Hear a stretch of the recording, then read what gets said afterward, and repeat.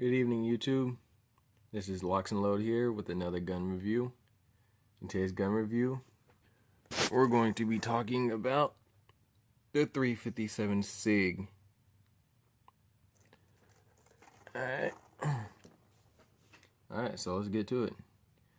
Alright, so the 357 SIG bullet diameter is 0.355 inches, which is 9 mil in diameter.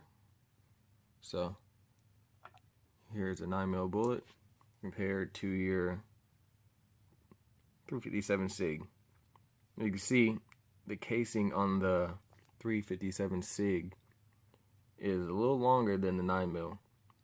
That's because that's a 40 case that's been, as you see right here, necked down or bottlenecked to accept this smaller 9 mil bullet. And also that bottleneck design helps with the feeding reliability of your gun, because it's this little small hole is sliding into that big hole until it gets to the shoulder where it locks up, and then you got that nice flush fit of a round in the chamber. Typically the bullet weights for a 357 SIG is between 115 and 150 grains, give or take. This right here is 125 grain Lawman.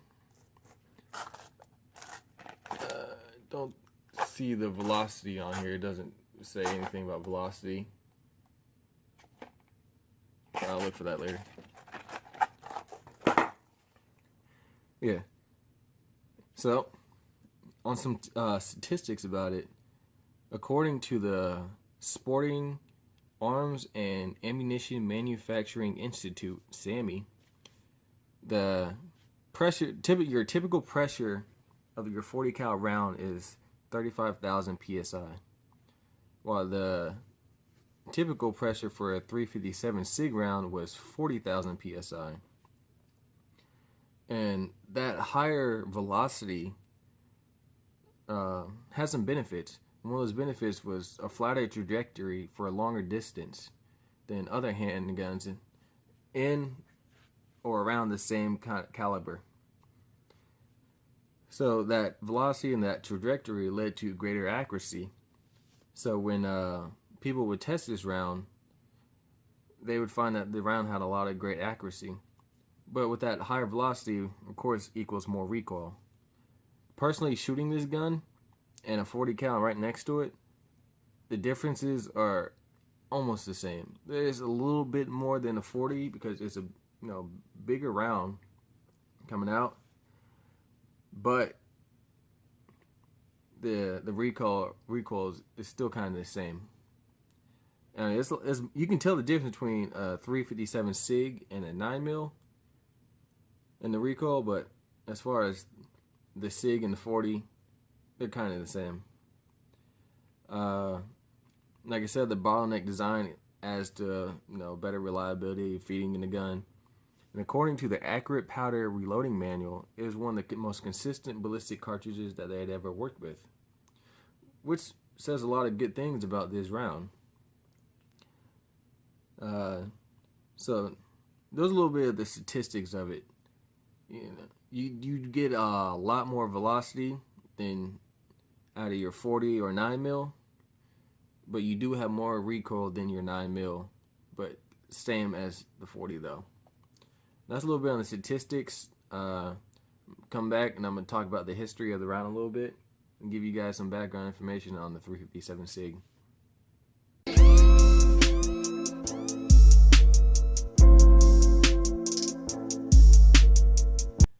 Alright, time for a history lesson. SIG originally created the 357 SIG round because they wanted to replicate the 357 Magnum, the ballistics of it, in a semi-automatic pistol that could hold more rounds than a standard revolver. So that's why SIG created the 357 SIG round. Until that time, it was the first modern bottleneck cartridge since the Winchester 257 round in the 1960s. So that kind of tells you that bottleneck design wasn't really popular. So that SIG was really kind of going out on a limb here with this bottleneck design. Most 40 cals can be converted by barrel or recoil spring into a 357 SIG, where they can shoot 357 SIG.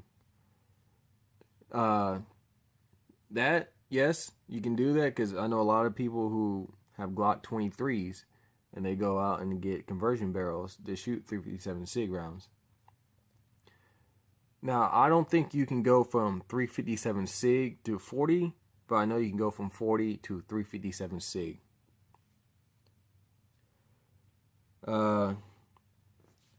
Okay, continue on with the history lesson. In 1994, SIG had came out with the first production gun in 357 SIG. That was the SIG P229. That was in 1994, and it's specifically designed to handle the higher pressures of the 357 SIG round. And from 1991 to 1998, the Texas Department of Public Safety issued their officers SIG P220s and 45 or 226s and 9mm.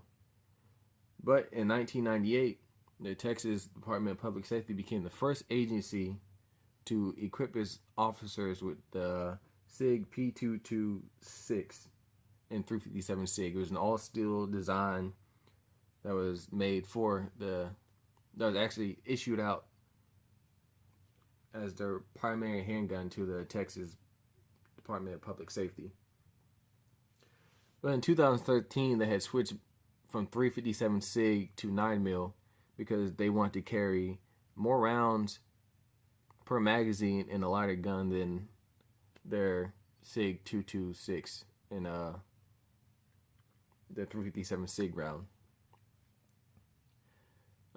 Continue on with law enforcement.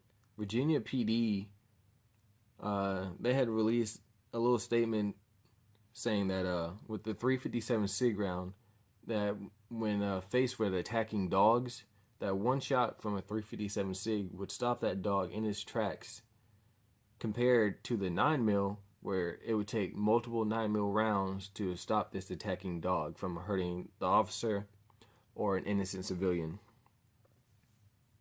So that kind of gives you a little bit on, if you're one of the people who are concerned with stopping power, the 357 is good at stopping dogs. So if you live in a neighborhood where there's a lot of wild dogs, then this gun's for you. But anyway, continue on with the law enforcement. A lot of law enforcement do like the 357 SIG round, including the U.S. Secret Service, the Federal Air Marshals, and multiple police departments and law enforcement agencies around the U.S. So the gun does have a little following, but as you can see, like I was talking with the Texas Police Department, they wanted more rounds in a lighter gun. So that kind of, when I'm gonna get to the pros and cons in the next little segment, I'm gonna talk about that a little bit.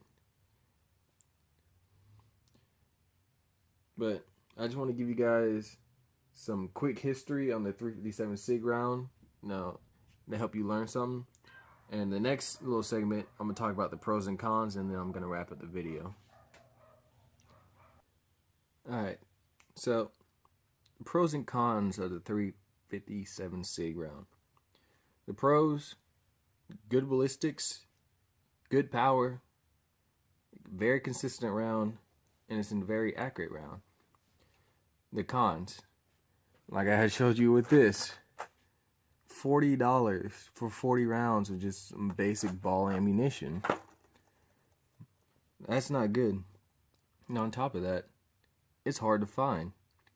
Unless you're buying online, it's hard to find in gun stores. Here in Jacksonville, I had to go to several gun stores, like at least 3 different gun stores, before I found this Lawman box, and that was it. That was the cheapest box I had. So when trying to find 357 SIG rounds, locally, it's kind of hard to do, at least here in Jacksonville. I don't know if you're in California or Texas or New York, whatnot, how it is out there, but here it's kind of hard to find. When I was stationed in San Diego in the Navy, it was hard to find there too. I had to go to several different gun stores to find ammunition for my gun. And that's not good. And another con, it's not popular. I mean, it kind of is, but compared to 9, 40, 45, it's not.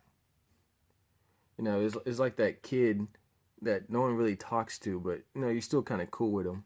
But you don't really hang out with them. You don't really call them on the weekends. You just kind of see them at school or at work and just say, hey. That's the way I see it. Alright, so that's my pros and cons. And this part is where I just kind of rant about the round. And try to give you a little bit of my personal suggestions. So, for me, yes, this is my everyday carry round. Because this is honestly the most suitable handgun I have to carry. The other guns I got is a full-size CZ75 or a Beretta 92 full-size. And my dad's not going to give up his 38 Special. So I carry this 357 SIG because it's the most convenient caliber I have with me right now. Until I get done paying off my new handgun, which when that happens you'll see the video. But $40 for 40 rounds of just some plinking ammunition, honestly, that was a huge turnoff.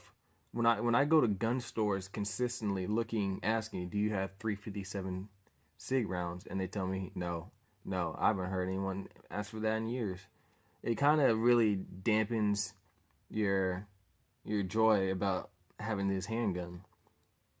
Because if we were in a situation where, I don't know, we were Russian to start parachuting out of the sky or all of civilization collapse, there's not much I can do with my handgun, because once I run out of that 357 SIG ammunition, it is going to be hard to find more of that in a survival situation.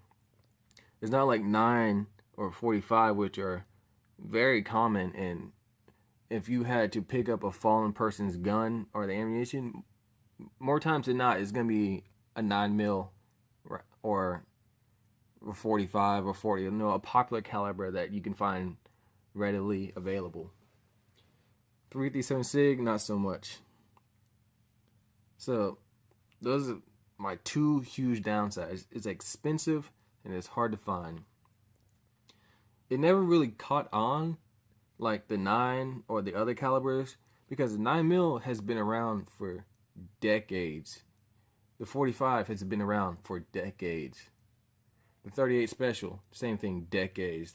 357 Magnum, 44 Magnum, they all have been around for decades. So people have grown to like these calibers and trust these calibers.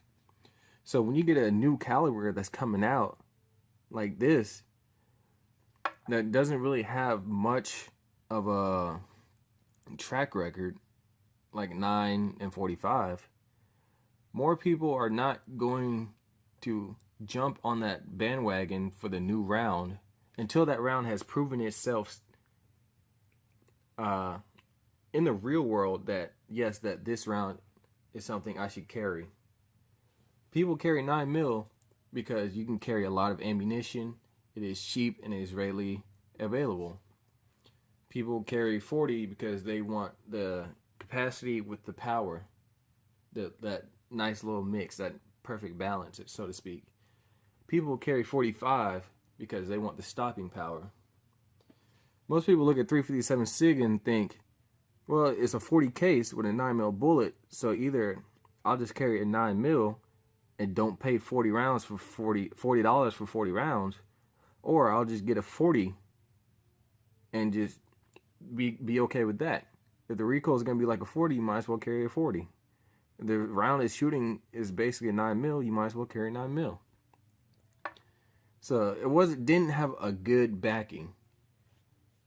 And especially with the introduction of the 40 Smith & Wesson before the 357 SIG round, that made it even more of an uphill battle for a SIG to get their round out, be popular, so that they can distribute more ammunition, and so that the round can become more popular, like the 9.40, 45. It hasn't caught up, and I don't think it really ever is. To me, people just trust those three calibers that we always mention, 9.40, 45, that an in between of those calibers people don't really need. Why pay extra money for something that's going to give me, negligible statistics, or you get what I'm saying, ballistics, So that's part of the reason why this bullet is hard to find and is expensive. Because not a lot of people carry it. Not too many people want to carry it. With $40 for 40 rounds, you're not going to really shoot that a lot. So there's just a number of things that are just kind of holding back this round from becoming what I think, honestly, if I could have the readily available ammunition and the backing that the 9mm has, I would honestly carry 357 SIG over 9mm.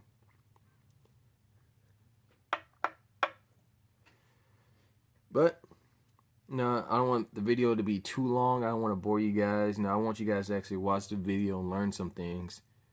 So I'm gonna kind of cut it off here, keep it short. I appreciate you guys for watching. Please comment, subscribe. Comment, please. I answer back on the comments, because you guys might know something that I don't. So if you see something in this video that I've missed out on or that I was wrong about, please feel free to correct me. I'm not an all-knowing gun expert. So I will be wrong at times, but I try to do some, thorough research, before I just put out these videos. I don't just put these videos out and just start ranting out the side of my neck like I know everything. I try to get as much information as I can, and I condense that information into short little videos for you guys so you can enjoy them. So I just want to say that, thank you for watching. Please comment, subscribe, and Locs and Load out. Have a great 2017. Whatever you didn't do last year, do this year and make it better than what you did last year. Locs and Load out.